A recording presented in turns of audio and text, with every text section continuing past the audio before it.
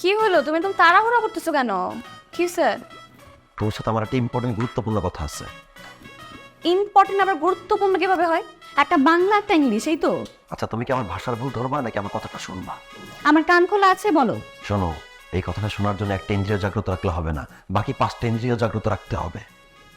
আচ্ছা, তুমি যে তাড়াহুড়াটা করতেছো মনে হচ্ছে কোথাও আগুন লেগে গেছে, সেখানে এখন ফায়ার সার্ভিস নিয়ে যেতে হবে। কি এমন ইম্পর্টেন্ট কথা বলো তো? আচ্ছা শোনো, ওই যে আমাদের বিল্ডিং এ আজাদ সাহেবের মেয়ে ত্রিনা আছে না, আমি দেখি কি সে তার প্রেমিক যুবকের সাথে ছাদে রাতের বেলা টাঙ্কি মারতেছে।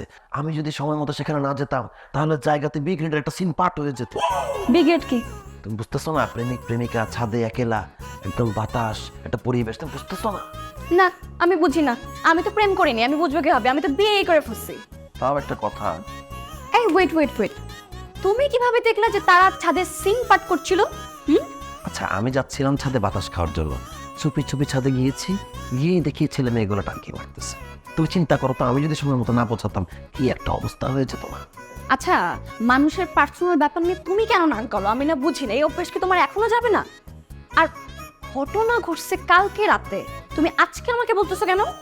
আমি সারা রাত ভেবেছি এই ঘটনাটা আমার কাছে গোপন থাক, কাকে বলবো কাকে বলবো, কাউকে না বলি। কিন্তু সকালে যখন চোখটা খুলেছি তখন আমি ভাবলাম আমার বই তো আমার আপন, সে ছাড়া কে আছে আমার জীবনে? আমি তাকে বলবো না তো কাকে বলবো বলো?